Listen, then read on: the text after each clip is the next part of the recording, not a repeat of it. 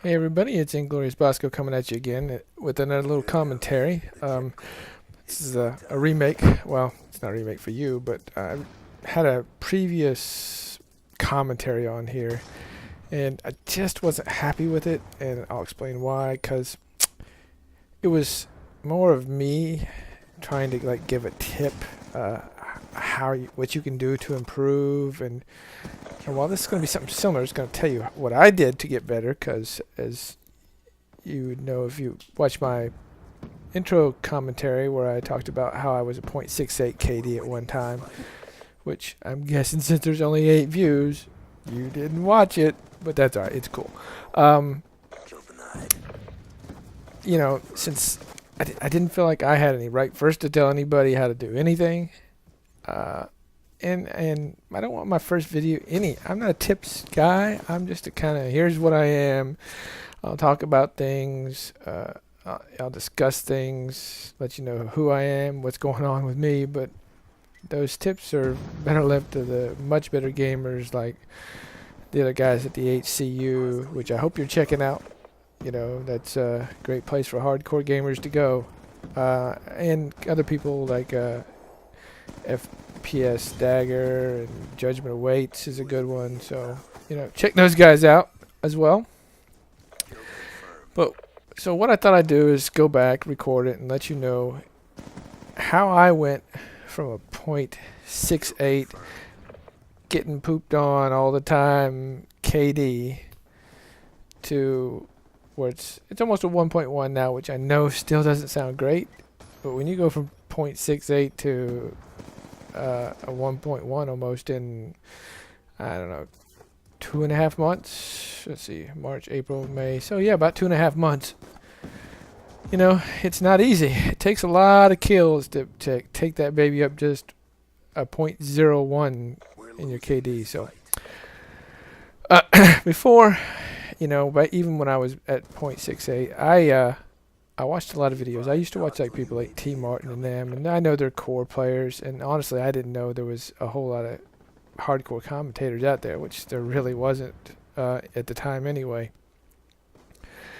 And those videos were nice. They had some great tips, and they still do. So you should check those out, guys, too, because the jumps and spots and all that good stuff is always good to help. But it can get much. It just didn't help me enough. People would talk about all these tips of how to improve your aim, how to do this, how to do that. I don't know why it didn't work for me.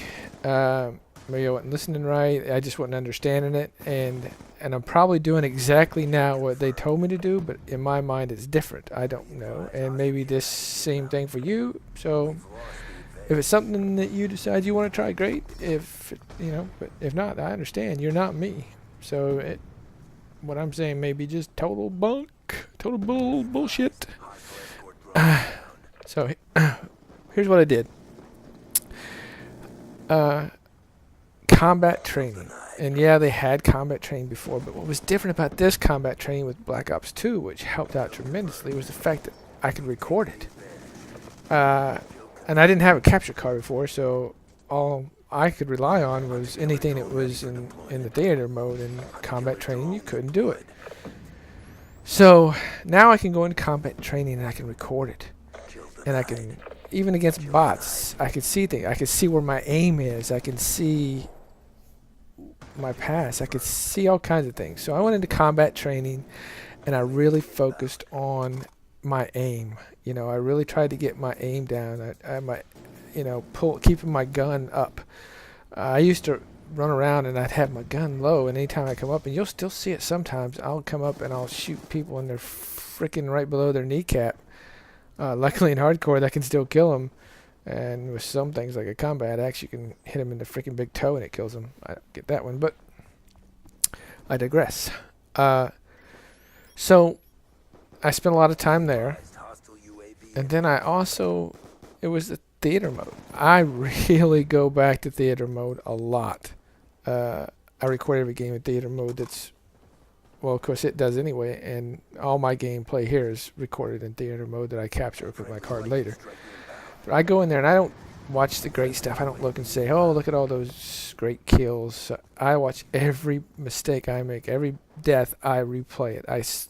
Pull on the right trigger if you're Xbox. I think it's probably the R1 if you're PS3. I can't remember.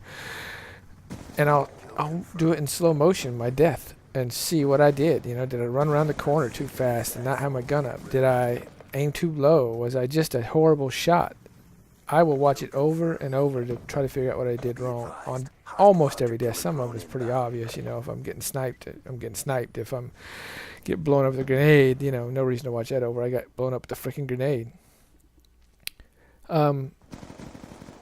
And so I spend a lot of time in theater mode, and learning from those mistakes has helped me tons of not repeating them all the time. I still do it.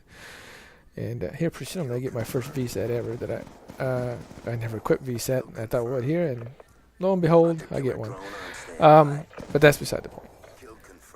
Also, here it comes. I used the freaking target finder, people. I ran with the target finder not only in combat training, but in regular games. And I could care less if people called me a noob at the time. It's my game. I'm learning. When you start buying my game, you can tell me what freaking loadouts I can use or what I can't use. You don't like it, use cold-blooded. It's just it fucking breaks the game.